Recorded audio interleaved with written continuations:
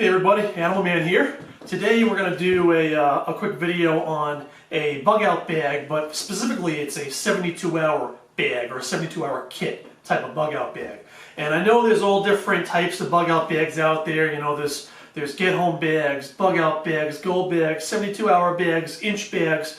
The type we're going to do right now and talk about right now is very, very specific. And there's huge differences between a 72-hour bag, which this is, or a inch bag or a get home bag. They're all kind of different animals. There's whole different universes within these different types of bags, different ways of thinking totally.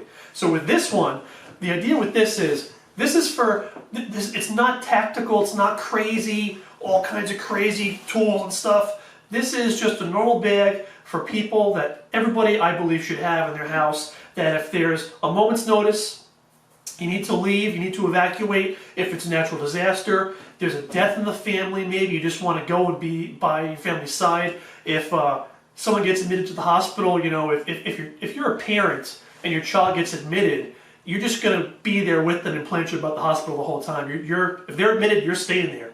Any good parent knows what I'm talking about. So this is a bag that you can just grab, take with you. It's got all the stuff you need. It's got extra clothing. It's got some bedding in it. It does have some cool tools and stuff. It's got water, food. It's got things to help with communications, keep your phone charged, things like that. So we're going to get into this bag here. First of all, it should be kind of a normal just backpack. This is a backpack I used to use when I was in college. Nothing tactical looking, military looking. You want it to look, you know, kind of like a normal bag. Very inconspicuous. And if you're grabbing this in the dark, I have light sticks taped to the outside. You just unwrap that. You've got light if you need it, rather than trying to, you know, hurt yourself, trying to find your way around. I'm going to open this all up here. Got things separated into groups. So, first off, we've got some snacks. We've got everything in gallon-sized freezer Ziplocs to make it easier so you can see where everything is and what it is. So some good snack options. I love power bars. Got power bars, Cliff bars, got these granola bars. Candy isn't bad. These are fruit leathers. I love those. And some Ritz crackers.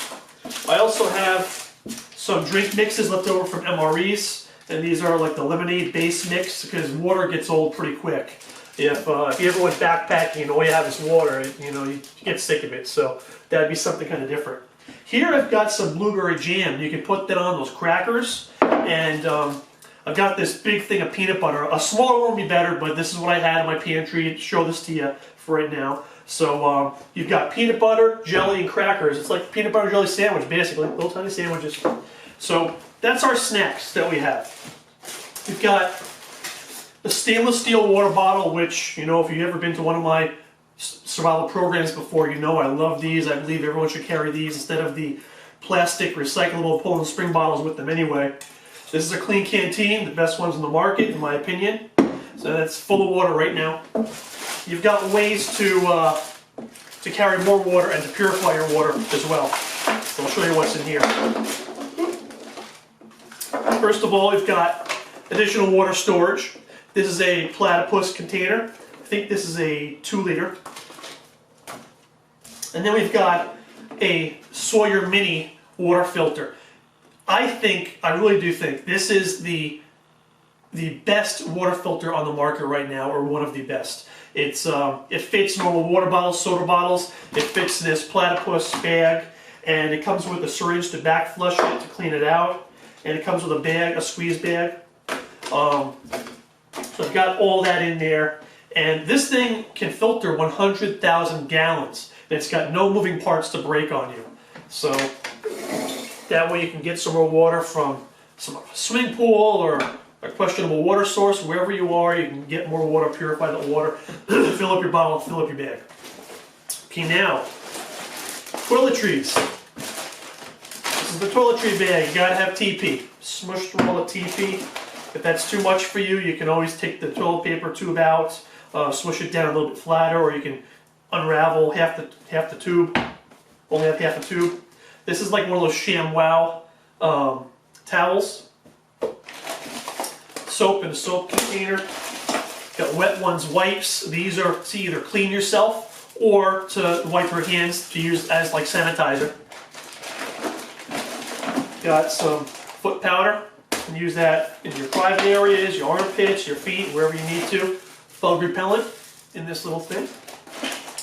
Toothbrush, toothpaste, Burt's Bees chapstick, one of my mainstays, sunglasses, and whatever prescription meds that you take. And I have asthma, so I carry an extra inhaler with me just in case. So get this out of your way. That's the toiletry bags. Obviously, if you have a kid with you, or if you're a lady, you might want to have some different things, you know, feminine hygiene products, things like that. Different things for kids. So, let me see, what do I want to show you next? Alright, this is our like shelter one, our bedding. Let me just get this all out of here. Show you what we've got. So rather than have like a sleeping bag and a tent and all that normal stuff that you'd expect to be in a bag like this, I've got just one top bed sheet. I think this is a queen size bed sheet. And you've got a pillowcase and safety pins, about 24 safety pins, an emergency blanket, and a poncho. So the poncho, we all know what that's for. Put that aside for a second. Let's talk about the bedding here. We've got some extra clothing in this bag. You can put that clothing rolled up inside this pillowcase, and now you've got a pillow. So no need to bring a pillow with you. This sheet, maybe you're crashing at someone's house, or there's a whole bunch of you crashing at someone's house, they don't have enough sheets, you have a sheet with you, you've got a clean place to lay down and sleep, you don't have to worry about that. If you want to be warmer, you've got the emergency blanket. Here's something that's very, very cool that I've never seen anybody do before. If you were to lay the sheet out, open up the emergency blanket, lay it on one half of the sheet, fold the sheet back over the blanket so the emergency blanket's sandwiched in that sheet. You can then safety pin them together. And what you've got now is a super heat reflective sheet that you can use as a blanket. You can wrap yourself in it, whatever you want, and that'll keep you a lot warmer than just the blanket or just the sheet alone. So that's our bedding option for wherever you end up in your emergency scenario there. Okay. Oh, here's our clothing. These are called Ranger rolls. You know, people invent crazy tactical names for everything. This is like a military thing though.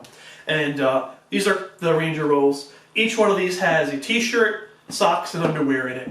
And they fold up very, very compact. So you can have this with you. So whatever clothing you have on is day 1, day 2, day 3. Hopefully your pants and your shoes can survive the whole thing. So there's no room in this bag. It's a small bag. We're not going to have extra pants, extra shoes, stuff like that. Just the bare minimums there. Okay. Now, let's see how we're doing with time. We're doing good. This is our kind of like tools and miscellaneous stuff. Okay. We've got Write in the Rain pad. You got a pencil, Write in the Rain pen, and a Sharpie. 3 different ways to write, 3 different things to write with. And a lot of times when you're in an emergency, you want to have the ability to write things down. Maybe you're at the doctor's, at the emergency room, you need to write down phone numbers, or you need to write down the time somebody got hurt, or whatever it is. You have the ability to write with this stuff. So, got that. Compass, emergency howler whistle, pepper spray. You've got a Leatherman Wave, which is one of my favorite Leathermans, one of my top 2. And it comes with this little nylon holster for it. And I've got the Leatherman in there in the middle, but then I've got a ferrocerium striker wrapped in duct tape as the handle. If you have ever seen my video on these rods here, I always take the handle they come with off because they're pieces of junk anyway, and they're going to crack off on you later anyway, and then it's really, really hard to use your rod. Wrap it in duct tape. That's your new handle, and duct tape helps start fires too. So I've got one on each side with the Wave in the middle. Sometimes you need to take your mind off stressful things. So you've got playing cards. Maybe if you've got kids with you, you might have some small games in there. Something to read, a book, whatever it is you need to get your mind off of what's going on. These are work gloves. These are better than work gloves though. They're mechanics gloves. These are a lot more form-fitting, a lot thinner. You can feel what's going on, what you're doing with your fingers a lot better than work gloves. And they've got the padding in the right places where you need it to get a grip. So those are much better, in my opinion, than normal work gloves. And they take up smaller space. I mean, you can smush them up tiny. Got a small first aid kit. You can buy these at like the dollar store. What's in them you have to dump out and you have to add to it. Just how they come is not okay as far as I'm concerned for a first aid kit. You need to beef it up a little bit and customize it. I've got 2 N95 dust masks. I was living in New York on Long Island when 9/11 happened, and I remember I can see from where I was at my college, I can see this all the debris in the air and the smoke and stuff. And my cousin was actually in the building, so I know like the people that were helping the relief efforts there and everything. These were in short supply and high demand, so it's good to have these for all different reasons, for germs, for debris. We've got a small kit that's like our repair kit. We've got a lighter, a big lighter, wrapped in duct tape, again, for fixing things and also to start fires. Got some small zip ties, a small crazy glue, X-Acto knife blades. You've got a metal bobbin with braided Dacron 30-pound fishing line on it for fixing things. 3 nails, a Sawzall blade taped in there, and 3 different size needles taped in there also. It's our repair kit. Now this, normally I think these metal wallets are pieces of junk and I would never use one of these on my daily life, but for this it's kind of cool to put your valuable things. It's crush proof, crush resistant rather. And you open it up, you've got at least $100 in here in different bills. If you have more money to put in this, you should have more in this for a disaster, but I've got 4 20s, got 3 5s, and I've got 5 1s. I've also got a small zip drive in here, and I'm going to tell you more about what's in there in a minute. So we'll leave that over here. We'll get to that soon. Okay. Got different maps. This is maps of the US, Canada, and Mexico.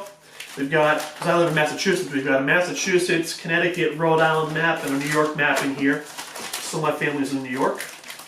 So we got maps to figure out where to go. Now this is one of the most important things in this whole bag, and I've never seen anybody else's bag have it. This is an idea called the documentation packet. It was given to me by an awesome guy named Jack Spirko from the Survival Podcast. This is his idea, and I've embraced this idea, and I agree with him, how important this is. Excuse me. So in this documentation packet, you have the names, numbers, addresses, email of every single person you know. You've also got important information like the phone numbers to your bank. You've got phone numbers to repair people, AAA. You've got the address, phone numbers of hotels, campgrounds, what have you, where, you know, all in the area in case you have to evacuate. Probably anywhere up to 100 miles away. You can have these all over the place, spread out like a web from where your home is. So that should all be in here. There's more things to put in there too. That'll be a separate video later on, exactly what's in here, but that's the gist of it. That way you've got ways to contact people, you've got ideas of places to go, and that'll help you out a lot. Now this zip drive here also has all the stuff in your documentation packet saved on it. But if you encrypt this, you can also have things like your bank account numbers, you can have photocopies of your social security, your driver's license, all that stuff. Stuff you don't want people to see. You don't want it to be laying around in one of these. But if it's on here, it's encrypted, it's safer. So that's what that little memory card's for. All right, here's the last thing. This is our electronics bag, and this is cool. This has all the ways to communicate and keep communications going. It's got a small AA radio. This is AM, FM, and it does shortwave, which means it can pick up radio stations from all around the world, especially at nighttime. It comes in better. So I play with this a lot, and I love these things. These are so cool. So you've got a radio in there. You've got earbuds for the radio, because using the earbuds, you don't bother other people, and a lot of the battery drain when you're listening to this is from the speaker. Use the earbuds, the batteries last a lot longer. So that's a great idea. we've got a headlamp here, and this is a headlamp called, I think it's the Streamlight Double Clutch USB. It's USB rechargeable. It also can take 3 AAAs if you want as an emergency, but you open this up, plug it into a micro USB, and you can recharge it. And I've played with this a lot since I got it, and I love this thing so far. So it's a rechargeable headlamp. Headlamp's very, very important to have your hands free. This is just a small flashlight, pretty powerful flashlight though. It's made by Goal Zero, and it's also rechargeable by USB. This one you plug into a micro USB. So you got that, rechargeable. This is a handheld GPS, waterproof GPS. You would have this programmed with all the places that are in your documentation packet. That way it's ready to go. You can use that, because if you're evacuating or leaving somewhere else, you may not have your car, you may not have your GPS, whoever you're with may not have one, so you got one. Got a GPS.